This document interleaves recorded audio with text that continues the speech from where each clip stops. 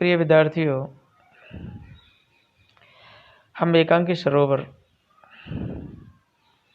की एकांकी कालपुरुष और जनता की नर्तकी का संक्षिप्त सार और उसका उद्देश्य आपको समझाएंगे। ये जो कालपुरुष और अजंता की नर्तकी है, ये लक्ष्मीनारायण लाल द्वारा रचित है।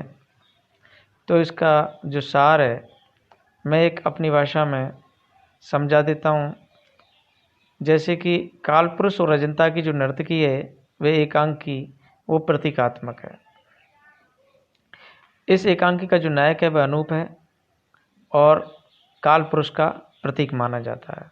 अजंता की जो नर्तकी का प्रतीक है अनूप की पत्नी प्रभा है। अजंता की नर्तकी की प्रतीक कौन है? प्रभा। प्रभा कौन है? अनूप की पत्नी, जो अपूर्व सुंदरी है। अनूप प्रभा के सौंदर्य के प्रति आकर्षित हो जाता है और अजंता की नर्तकी को संबोधित कर देता है। अजंता की नर्तकी कहकर के उसे संबोधित करता है। अनूप अपनी पत्नी प्रभा के सौंदर्य से आकर्षित होकर के उसे अजंता की नर्तकी कहकर संबोधित करता है, किंतु प्रभा इस संबोधन से प्रसन्न नहीं होती है, क्योंकि उसे ऐतिहासिक तथ्य को जानती है कि अजंता की नर्तकी अगर कोई थोड़ी सी भी गलती कर देती है तो या चूक कर देती है तो राजा जो कालपुरुष होता है वह उसे दंडित कर देता है। इस एकांकी में अनूप का विवाह प्रभा नाम की युवती से हो जाता है जो अपूर्व सुंदरी है, इसलिए अनूप उसे क्या कहता है? अजंता की नर्तकी। तो किंतु विवाह से पूर्व जब वह इंटरमीडिएट या 12वीं में पढ़ती थी तो उसका एक सहपाठी था हजारी लाल। उस हजारी लाल के साथ वह भाग करके घर से 3 दिन बाहर रही थी। अनूप इस रहस्य को जानता था, तो इसी कारण उसके मन में एक संदेह या शक पैदा हो गया था। फिर वह भारी रूप से प्रभा को बहुत प्यार करता था और जो अनूप था वह क्लब वगैरह में भी जाता था। फिर भी प्रभा जानते हुए भी उसे हृदय से उसके प्रति पूर्ण समर्पित थी। अनूप हजारी लाल को मुनि के रूप में अपने घर बुलाता है। हजारी लाल को मुनि के रूप में बुलाता है, मतलब उसका नाम चेंज हो जाता है जिसे प्रभा महसूस कर सके। यह प्रभा को अच्छा नहीं लगता है। क्यों? क्योंकि वह समझती है कि अनूप ने उसे कष्ट पहुंचाने के लिए मुनि को घर बुलाया है। प्रभा घर छोड़कर जाने का एक निर्णय ले लेती है। इस एकांकी के माध्यम से व्यक्ति को एक अतीत की स्मृति में खोकर के हीन भावना का शिकार नहीं होना चाहिए और शंका को मन में नहीं लाना चाहिए।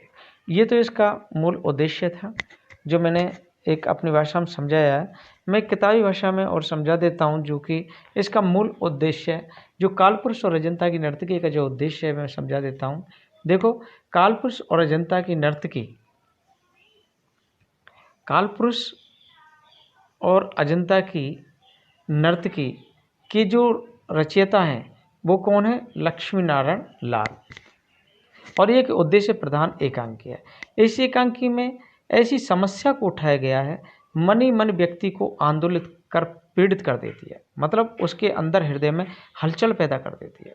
मनोविज्ञान की धारणा है कि मनुष्य अपने अतीत से कटकर वर्तमान में जीवित नहीं रह सकता।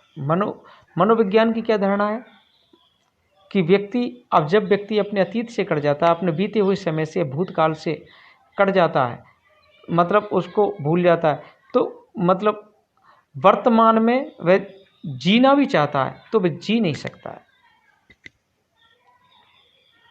क्यों? क्योंकि भूतकाल से वर्तमान जुड़ा हुआ है, पर अतीत की स्मृतियों पर अपने विवेक आधार का पर्दा डालकर वर्तमान को सुखमय बनाने का प्रयत्न भी तो किया जा सकता है। कवि ने लक्ष्मी नारायण लाल ने कहा है कि अगर व्यक्ति अपनी अतीत की जो स्मृतियाँ हैं उन पर अगर पर्दा डाल दे तो अपने जीवन को, अपने वर्तमान को सुखमय बना सकता है। एकांकी का नायक अनूप। एकांकी का नायक कौन है?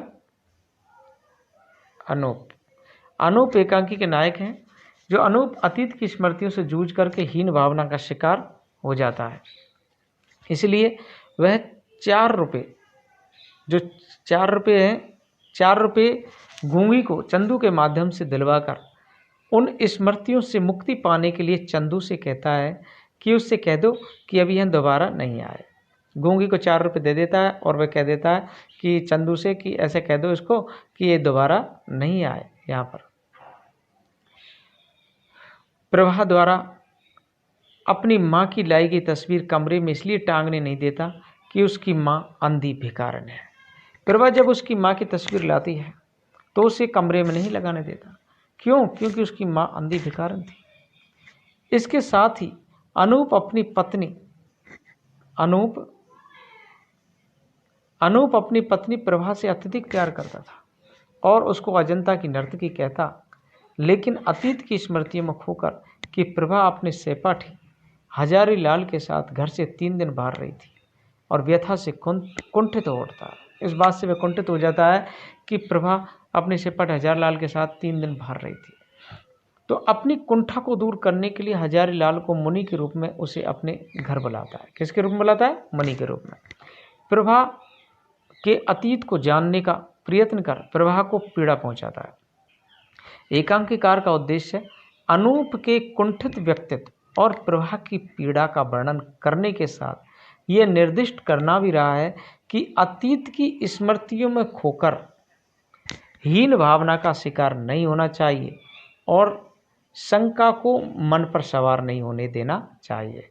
मतलब एकांकी कार्य कहता है कि व्यक्ति को अपनी जो अतीत की जो स्मृतियां हैं, जो बीते हुए समय की जो यादें हैं, उनको खोकर हीन भावना का शिकार नहीं होना चाहिए और ना ही अपने मन में शंका रखनी चाहिए। कालपुरुष और अजंता की नर्तकी एकांकी के कथानक का सार। ये तो था उद्देश्य, अब सुनो कथानक का सार। कालपुरुष और अजंता की नर्तकी अपने कथानक और संप्रेषण की दृष्टि से लक्ष्मीलाल की एक विशिष्ट रचना है। किसकी रचना है ये? लक्ष्मी नारायण लाल की। एकांकी शीर्षक ऐतिहासिकता की ओर संकेत करता है, लेकिन प्रतीकात्मकता की दृष्टि से इसका कथानक समकालीन परिवेश से एकदम जुड़ा हुआ है। इसमें एकांकी कला के सभी तत्वों का संकलन है। अभिनेता एवं दृश्य विधान का सुंदर विन्यास किया गया है। देखो, काल पुरुष और अजंता की नर्तकी शीर्षक एकांकी का कथानक संक्षिप्त और रोचक है। कैसा है? संक्षिप्त और रोचक। यह एकांकी मानव मन की गहराइयों की पड़ताल करता है। समकालीन परिवेश का प्रतिनिधित्व करने वाले अनूप का विवाह प्रभा नाम की युवती से हो जाता है। अनूप का विवाह किससे होता है? प्रभा नाम की युवती से, जो वह कैसी थी? अपूर्व सुंदरी थी, अद्वितीय सुंदरी थी। इसलिए अनूप उसे अजंता की नर्तकी कहता था। अनूप उसे क्या कहता था? अजंता की नर्तकी। आपको पता है ऐतिहासिकता इसलिए जुड़ी हुई है इससे, क्योंकि अजंता और एलोरा की जो गुफाएं हैं उनके आधार पर, क्योंकि अजंता एक ऐसे स्थान का नाम है जहाँ पर एक राजा रहता था और उस राजा के सामने जो अजंता की नर्तकी थी वो नृत्य करती रहती थी। अगर उसे थोड़ी सी भी गलती हो जाती तो उसे वह दंडित करता था। किंतु विवाह से पूर्व प्रभा अपने सहपाठी हजारी लाल के साथ भागकर उसके साथ 3 दिन तक बाहर रही थी। अनूप इस रहस्य को जानता है, इसी कारण उसके मन में एक संदेह उत्पन्न हो जाता है। क्या हो जाता है? संदेह। क्यों? क्योंकि प्रभा हजारी लाल के साथ भाग करके घर से 3 दिन बाहर रही थी, इसलिए। फिर भी वह बाहरी रूप से उससे बहुत प्यार करता था, लेकिन वह स्वयं भी क्लब वगैरह में जाता था। उसकी गतिविधियों से प्रभा भी परिचित है, लेकिन वह हृदय से उसके प्रति समर्पित है। कौन? प्रभा हृदय से उसके प्रति समर्पित है, अनूप के प्रति। वैसे अनूप उसको बाहरी दृष्टि से प्यार प्रेम करते थे। अनूप अपनी शक की दीवार भरने के लिए हजारी लाल को मुनि के रूप में अपने घर बुलाता है। अनूप किसको बुलाता है? हजारी लाल को बुलाता है और मुनि के रूप में बुलाता है, शक की दीवार को भरने के लिए, अपने शक को मिटाने के लिए। प्रभा को यह अच्छा नहीं लगता, क्योंकि उसे अनुभव होता